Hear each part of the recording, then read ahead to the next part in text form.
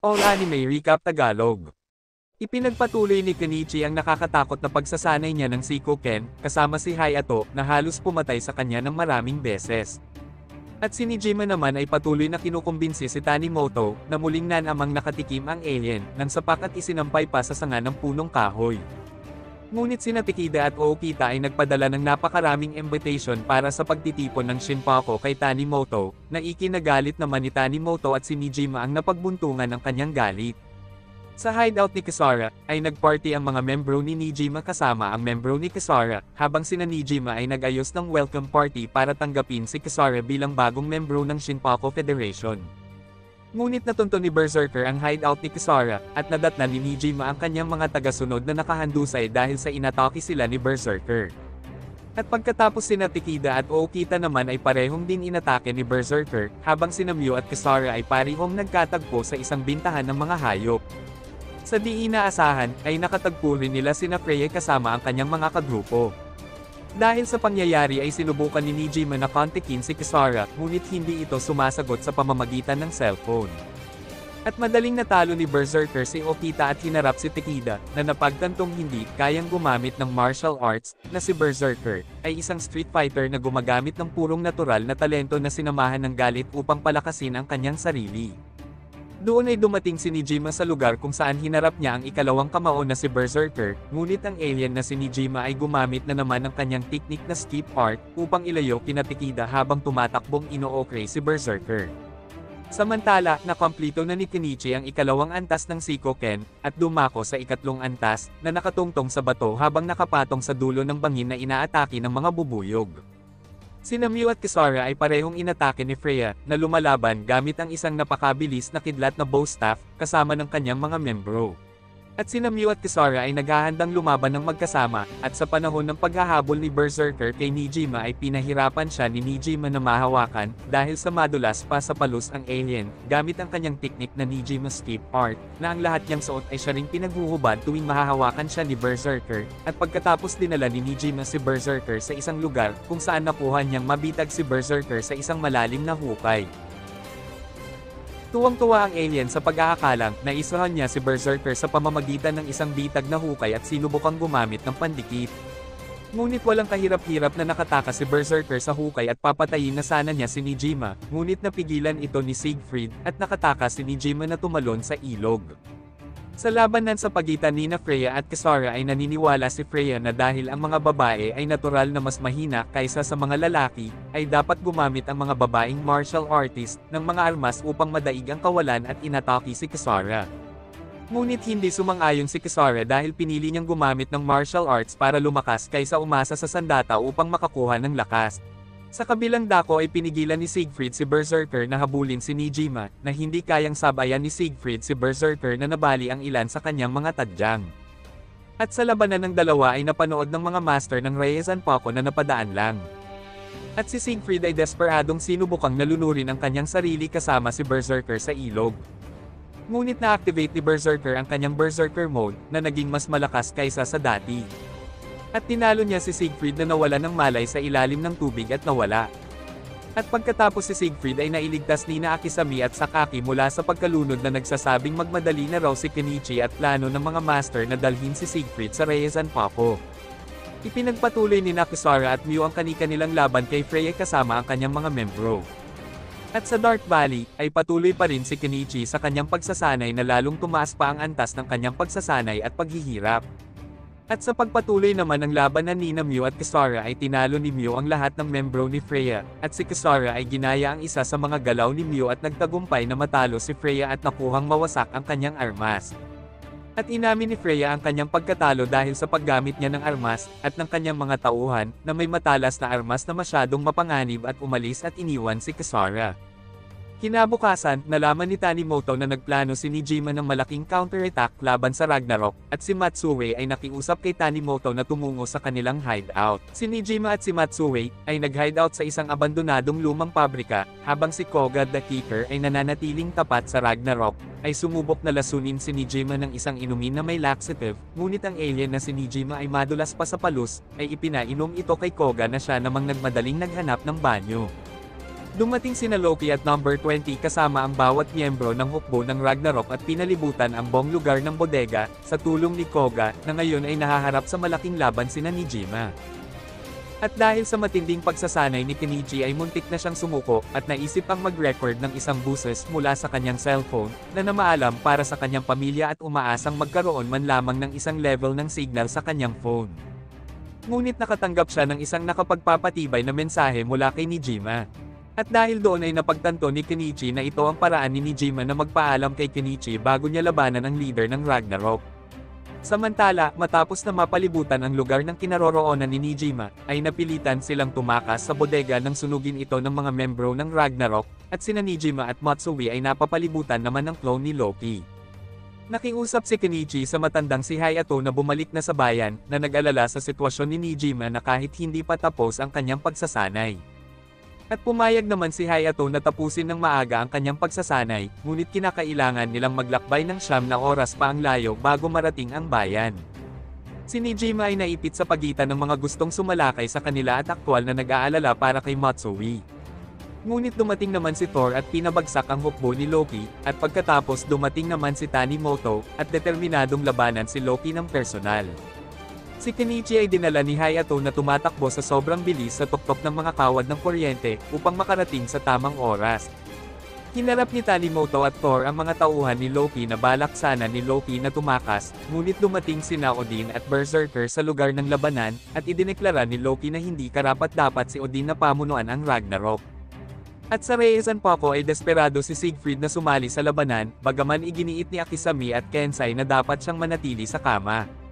At si Kisara ay nakiusap kay Akisami na tumungo sa labanan, na ayaw silang payagan ni Akisami dahil sa kanilang mga natamong mga injury. Ngunit si Apachai ay binuhat ang kama ni Siegfried at sa wakas ay pumayag naman si Akisami na ang lahat ng mga master ay lumabas upang panoorin ang labanan.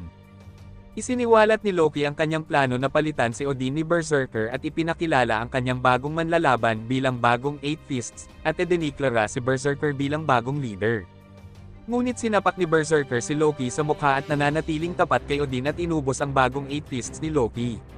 Nagalit si Tanimoto kay Berserker nang patumbahin ni Berserker si Loki, dahil sa pagkakataong si Tanimoto sana ang dudurog kay Loki, at dahil sa hindi maayos na pamamalakad ng leader na si Odin sa Ragnarok, ay biglang sinugod ni Thor si Odin, ngunit si Thor ay pinahinto ni Odin, na gumagamit ng advanced na pamamaraan, dahilan upang masugitan ang kanyang mga nervous system, at bago pa mapatay si Thor, ay biglang dumating si Kenichi sa harapan mismo ni Odin.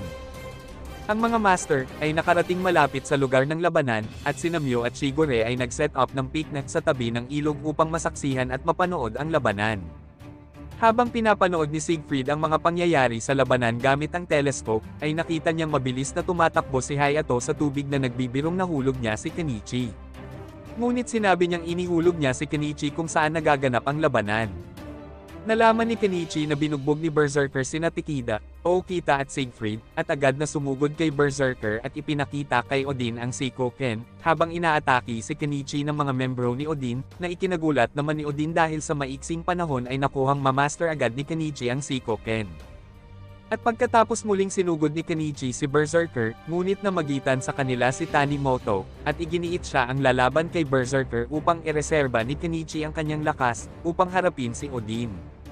Gayunpaman, walang interes si Odin na makipaglaban kay Kenichi sa pangalawang pagkakataon at sa halip, ay si Berserker mismo ang lumaban kina Kenichi at Tanimoto ng mag-isa. Ngunit nagawa ni Tanimoto na matamaan si Berserker, na masaya na sa wakas ay magkaroon ng isang tunay na hamon. Sa una, ang pagsasanay ni Tanimoto at ng mga Ragnarok kasama si Berserkers ay mga hilaw na talento at lakas. At hindi nagpapahintulot sa alinman na makakuha ng mataas na posisyon sa Ragnarok, na nagawang mapatamba ni Tanimoto, si Berserker. Hanggang sa muling i-activate ni Berserker ang kanyang Berserker mode, na lumalaban sa purong instinct at galit, ngunit nagtagumpay si Tanimoto na magsagawa ng isang counter, na ibinagsak muli si Berserker sa lupa. Ngunit si Berserker ay pinalakas ng adrenaline, ay biglang bumilis at umaatake, na nagpapahintulot kay Tanimoto na ma-dislocate ang kanyang siko, bago siyang tuluyang talunin ni Tanimoto, at ngayon ay naghahanda naman si Kenichi na harapin si Odin. Ngunit nagawa pa rin ni Berserker na tumayo muli, at siya ay nakumbinsi ni Kenichi na sumuko, at ipinapaalala ang kanyang naranasan na mas marami siyang natutunan sa kanyang pagkatalo kaysa sa mga tagumpay. Ngunit natatakot si Berserker kay Odin na makita siyang isang talunan, hanggang siya ay biglang pinatumba ni Odin. At dahil doon, ay nagsimula ang labanan ni Kenichi at Odin, na parehong nag-activate ng kanilang mga Sikokin at nagpalit-palitan ng mga suntok na hindi nila nalampasan ang iba pang Sikokin. Samantala, napagtanto ng mga master na ang master ni Odin ay si Isshinsei Ogata at ang Great Sage Fist, na lihim din siyang nanunood ng labanan. At si Siegfried ay tumakas sa mga master, at lumangoy patungo sa kinaroroonan ni Kenichi na muntik ng malunod, ngunit iniligtas siya ni Hayato. Inabala ni Odin si Kenichi sa pamamagitan ng pag-utos sa kanyang hukbo na salakayin ang mga kaibigan ni Kenichi. Dumating si Siegfried upang tulungan ang mahinang si Tanimoto mula sa isang paghampas ng maso mula sa tauhan ni Odin. Ngunit muling nailigtas sina Siegfried at Tanimoto mula sa pagitake muli ng mga tauhan ni Odin, kasama ang buong Shinpaku Federation. Na kahit puno ang kanilang mga mukha ng pasa na pinamumunuan ni Takeda at Okita, at sumama sa labanan sa mas pantay na mga termino sa Ragnarok. Sa panahong iyon, lalong nag-init ang spiritual fighting ni Kenichi, kasama ang kanyang mga kaibigan, at biglang inatake ni Odin at agad na nakaiwas at nagamit ang unang teknik na itinuro sa kanya ni Myo at napatumba si Odin. Samantala, habang nanonood ang dating disipulo ni Hayato na si Isshinsei Ogata, ay lalong siyang napabilib kay Kenichi na naging mas lalong interesado siya kay Kenichi at balak na mapasa kanya si Kenichi. Doon ay inihayag naman ni Odin kung bakit siya tinawag na Odin, at kung paanong isinakripisyo ni Odin ang kanyang mga malabong paningin. Upang magkaroon ng kakayahang makakita ng lahat sa pamamagitan ng pagtanggal ng kanyang salamin na nagiging kakaiba na siyang makakita. At nagagamit ang isang napakahirap na diskarte ng Inner Eye, na nagpapahintulot sa kanya na ganap na mahulaan kung saan niya susunod na patamaan si Kenichi. Ang paggamit ng diskarteng ito, ay nagbibigay daan kay Odin na pahusayin ang kanyang Sikoken, ng higit sa mga normal na antas, at gumamit ng hindi kapanipaniwalang tumpak na pag-atake ng Gungnir na maaari pang tumagos sa Sikoken ng isang kalaban upang maabot ang isang suntok. Dahil sa pag-atake ni Odin, at sa paggamit ng Gungnir at gumawa ng ilang mabibigat na strike, ay inaalala ni Odin noong panahon na sila ay mga bata pa, na napagtanto niya na si Kenichi ay hindi kasing dedikado sa pag-aaral ng martial arts. At ang pagkakanulo ni Kenichi sa kanya, nang ipinagpalit ni Kenichi ang kanyang ibinigay na cat badge kay Myo kapalit ang Yin Yang badge. Na siya ay bumili ng kanyang sarili ng Yin Yang badge at nagsanay sa loob ng 10 taon upang talunin si Kenichi at patunayan na siya ay mahina sa pamamagitan ng pagpapalit ng kanyang badge para kay Kenichi. At ibinahagi ang kanyang kagustuhang maging isang malakas na kahit siya ay makapatay, na sa kalaunan ay nasaksihan niya ang Sage Fist na si Ogata na walang awang pinatay ang dalawang assassin at naging alagad siya upang makamit ang kapangyarihan. At dahil doon, ay nakiusap si Siegfried kay Kenichi tungkol sa kakayahan ni Odin na bumasa ng mga galaw. At nakiusap na gamitin ni Kenichi ang kanyang teknik na ginamit niya kay Siegfried. Hanggang sa hinayaan ni Kenichi ang kanyang sarili na tamaan ng maraming beses upang mapalapit at gamitin ang malakas na suntok na ginamit niya noon upang talunin si Siegfried, ngunit nagawa pa rin itong harangan ni Odin. At napagtanto ni Kenichi na nahuhulaan pa rin ni Odin ang kanyang mga bawat galaw gamit ang kanyang Inner Eye. Hanggang sa ibinagok ni Kenichi ang kanyang sarili upang matauhan, na ngayon ay ginamit niya ang kanyang mga natutunan mula sa kanyang pagsasanay sa kanyang mga master, na ginaya niya ang lahat ng kanilang mga galaw. Mula sa teknik ni Apachai, Sasaki, Akisami at Shigure, naganap na nagpabago sa kanyang ritmo ng kanyang mga galaw. Upang malabanan ang Inner Eye ni Odin na hindi nahuhulaan kung saan ito tatama kay Odin, hanggang sa si Kenichi ay nakakapaglanding ng maraming malalakas na strike kay Odin. Na ito ay lubos na nakaaaliw sa nanunood ng mga masters na ipinagmamalaki si Kenichi bilang kanilang disipulo, at bumati sa isang antas upang kopyahin ang kanilang mga galaw. Sa pangwakas na panggagaya ni Kenichi sa teknik ni Akisami, ay nagsagawa siya ng isang judo throw, na ngayon ay si Odin ay aksidenteng nasugatan nang tumilapon siya sa sirang metal, ngunit si Odin, ay nagalit nang hindi pa rin siya maalala ni Kenichi kung paano niya siya pinagtaksilan noong bata pa sila, na nagbago ang kanyang spiritual fighting mode sa pamamagitan ng pagsasama-sama ng Dao at Sei na enerhiya sa kanyang katawan, hanggang siya ay naging isang napakalakas. Ang pagbabagong anyo ni Odin sa pamamagitan ng pinagsamang Dao at Sei na enerhiya, ay ikinabahala ng mga master ng Raizanpaku dahil nagbibigay ito sa kanya ng napakalakas na enerhiya sa maikling panahon. Ngunit ang dalawang enerhiyang ito, ay tuluyang sisira sa kanyang katawan at magpapabaliw sa kanyang isipan. At si Kenichi ay lubos na nagtaka sa kapangyarihan ni Odin. Napagtanto ng mga master na sinadyang ginamit ni Ogata si Odin bilang test subject para makita kung ano mismo ang mangyayari sa katawan at isipan ng isang tao kapag pinagsama ang Dao at Sei na ikinatuwa naman ni Ogata.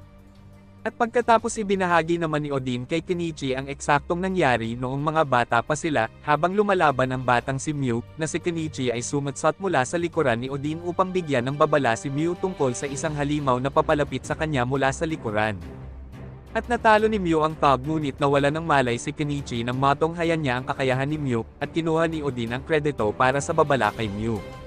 At dahil doon, ay nagbago ang isipan ni Odin at pilit na angkinin kay Kenichi ang badge na ipinagpalit nito kay Mew, at ang dalawa ay nag-away dahil sa yin-yang badge. Na kahit na si Kenichi ay nanalo, ay sinubukan pa rin ni Odin na kunin ang badge at sinabi kung sino man ang magtanong, maaaring sabihin ni Odin na siya ang nanalo sa kanilang laban. At ito ang nagtulak kay Odin na magsanay sa loob ng 10 taon, hindi para makuha niya ang badge, ngunit para siya ay manalo sa wakas ng kanilang laban kay Kenichi ng tunay. At dahil malapit nang mawala ng bisa ang Dao at Sei sa katawan ni Odin, ay nagbago ang plano ni Ogata, na nais niya ngayong gamitin sina Kenichi at Odin. Ngunit mabilis siyang napalibutan ng mga masters na iginigiit na ang mga master ay hindi nakikialam sa mga labanan sa pagitan ng mga disipulo. Dahil sa galit ni Odin kay Kenichi bilang isang talunan ay muntik niyang patayin si Kenichi. Ngunit biglang bumangon si Kenichi at nasapol niya si Odin ng kanyang atake, na galit at nakipaglaban kay Odin gamit ang Shikoken. Gayunpaman, ang pinagsamang enerhiya ay nagsimula ng makapinsala sa katawan ni Odin, na pumipigil sa kanya na ipagtanggol ang kanyang sarili. At sa pagkakataong iyon, ay napatumba siya ng huling suntok ni Kenichi. Ngunit ang bodega ay biglang sumabog dahil sa mga gasolenang nakaimbak, at nagdulot ito ng napakalakas na apoy sa bubong na kanilang kinatatayuan, at bumagsak ang bubong at nahulog si Odin. Ngunit sinubukan ni Kenichi na iligtas si Odin, na sa wakas ay umamin na si Kenichi ang nanalo at ibinalik ang badge ni Kenichi bago nahulog sa apoy. Ngunit si Odin ay iniligtas sa pagkahulog ni Ogata, habang si Kenichi ay iniligtas naman ni Hayato. Umalis si Ogata kasama si Odin, at nangangako na sa lalong madaling panahon ang Raizen-Paku ay hindi na magiging pinakamalakas sa mundo. At ang mga masters ay sama-samang pinamamahalaan ang pagpigil ng pagsabog upang iniligtas ang mga tao sa labas. Nalulungkot si Kenichi na hindi niya muling naging kaibigan si Odin, ngunit masaya siya na mayroon pa rin siyang iba pang mga kaibigan sa Raizen-Paku at Shinpaku Federation, at ipinakita kung paano siya nagsimula at mas determinado kaysa dati na maging isang #1 disciple.